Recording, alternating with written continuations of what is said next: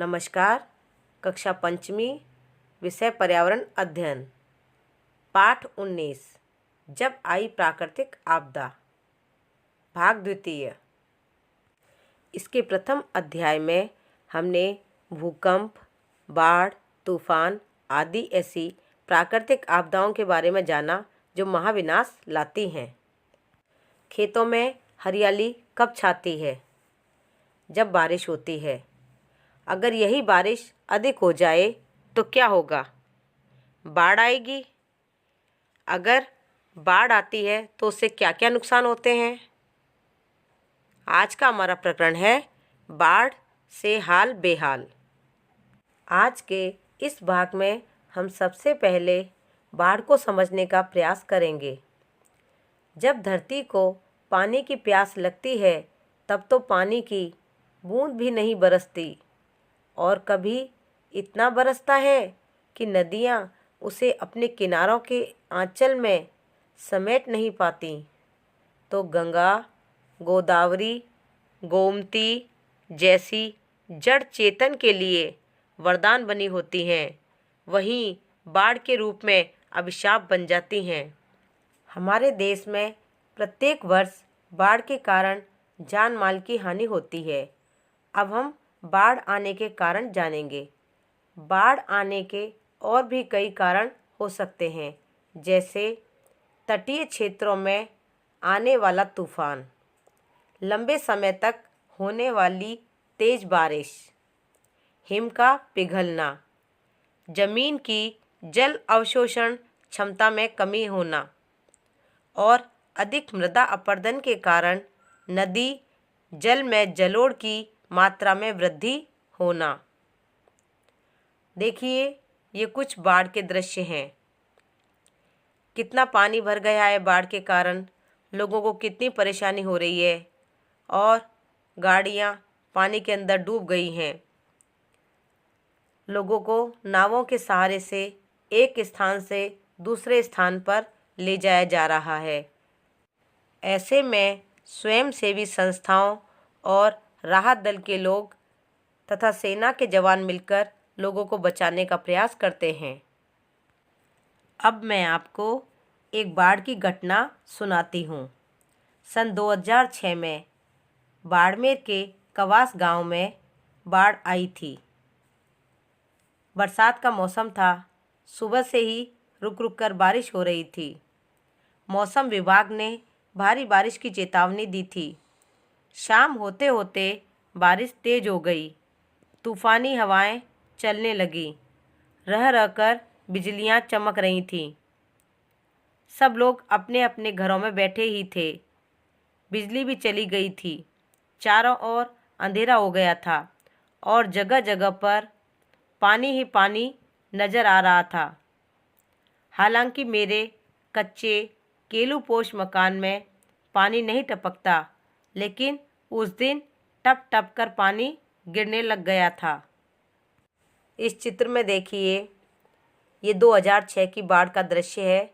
इसमें गाड़ी डूब चुकी है और लोग बचने के लिए कहीं ऊंचे स्थान पर जाने का प्रयास कर रहे हैं। जैसे तैसे रात गुजरी ही थी कि सुबह अचानक लोगों के चिल्लाने की आवाज़ें आने लगीं। पास ही के गांव में बांध टूट गया। तेज बहाव के साथ आया पानी घरों में घुसने लगा। घर के बर्तन आदि सामान पानी में तैरने लगे। लोग बच्चों को लेकर ऊंचाई वाले स्थानों की ओर भागने लगे। एक एक कर सभी झोंपड़े बाढ़ के पानी में समाते जा रहे थे। पानी में कहीं कहीं छप्पर, पेड़ों की टूटी शाखाएं, मरे हुए पशु पक्षी, जानवर आदि तैरते हुए दिखाई दे रहे थे। हम सब लाचार खड़े यह सब मंजर देख रहे थे। पिताजी ने पास के कस्बे में अपने मित्र को फ़ोन किया, फिर तहसीलदार को फ़ोन कर गांव की स्थिति के बारे में बताया। कुछ ही देर में पड़ोसी कस्बे से बहुत सारे लोग रस्सी व अन्य सामग्री लेकर आ गए। कुछ देर में तहसील के अधिकारी व पुलिस के जवान भी पहुंच गए। बाढ़ पीड़ित सभी लोगों को पास के गांव की धर्मशालाओं व सरकारी भवनों में लगाए राहत शिविरों में पहुंचाया गया। इस चित्र को ध्यान से देखिए। सेना के जवान नाव पर बैठाकर लोगों को बाढ़ के स्थान से बाहर निकालते हुए। जगह कम होने से टेंट लगाकर अस्थायी आवास की व्यवस्था की गई। गांव के कई लोग पानी में बहकर गए थे, जिन्हें पुलिस के जवान तलाश रहे थे। एम्बुलेंस बाढ़ के कारण घायल पीड़ितों को लाने ले जाने का काम कर रही थी। स्वयंसेवी संस्थाओं और प्रशासन द्वारा खाने पीने की वस्तुएं, दवाइयाँ आदि उपलब्ध करवाई जा रही थीं। कुछ दिनों में बाढ़ का पानी उतर गया। यह सारा नज़ारा मैं देख रहा था। मैंने देखा कि सब लोग वापस अपने गांव पहुँचे। वहाँ की हालत बहुत ख़राब हो गई थी। कच्चे झोंपड़ों का कहीं नामो निशान नहीं था। कुछ कच्चे मकानों की टूटी फूटी दीवारें ही बची थीं। कई पक्के मकानों को भी नुकसान पहुंचा था। दीवारों में सीलन आ गई थी। जगह जगह काई जमी हुई थी। चारों ओर कीचड़ ही कीचड़ था। गांव में सभी जगह बदबू फैली थी। प्रशासन और स्वयंसेवी संगठनों के स्वयंसेवकों द्वारा सफाई अभियान चलाया गया। सभी ग्रामवासियों ने अपना भरपूर सहयोग दिया। कुएं, बावड़ी आदि जल स्रोतों की सफाई कर इनमें दवा डाली गई। मकानों की मरम्मत का काम करवाया गया। बाढ़ के समय सुरक्षा के उपाय। बाढ़ के समय ऊंचे स्थानों पर स्थित भवनों, धर्मशालाओं या सरकारी भवनों में जाकर रहना चाहिए।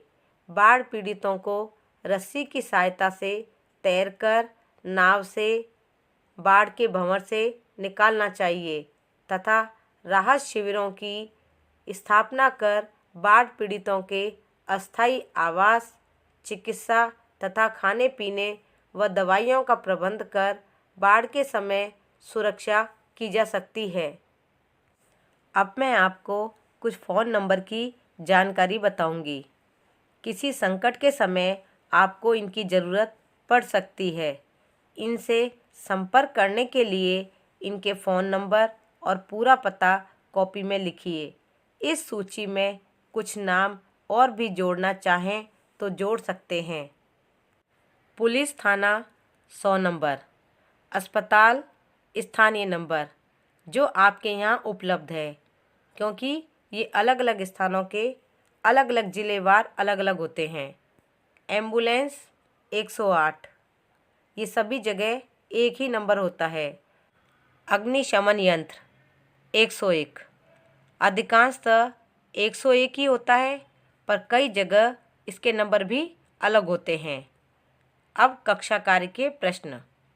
प्रश्न 1, किसी क्षेत्र में भारी बारिश की चेतावनी कौन देता है? मौसम विभाग। प्रश्न 2, किसी क्षेत्र में बाढ़ की गंभीरता को देखकर सरकार किससे मदद मांगती है? सेना से। प्रश्न 3, बाढ़ से प्रभावित लोगों को कहाँ पहुँचाया गया? राहत शिविरों में। प्रश्न 4, बाढ़ आने के 2 कारण बताइए। मूसलाधार वर्षा आना और बांध टूटने से तेज बहाव उत्पन्न होना आदि कारणों से बाढ़ आ जाती है। अभ्यास प्रश्न। प्रश्न 1, बरसात के समय किस किस तरह की समस्याएं आती हैं? प्रश्न 2, बाढ़ से लोगों को क्या क्या नुकसान होता है? प्रश्न 3, बाढ़ जैसी आपदा से बचाने के लिए क्या किया जा सकता है? प्रश्न 4, यदि आपके यहाँ बाढ़ आ जाए तो आप किस प्रकार की मदद कर सकते हैं? प्रश्न 5, पानी के प्राकृतिक बहाव क्षेत्र में आए अवरोधों को किस प्रकार दूर कर सकते हैं? प्रचार प्रसार के प्रश्न।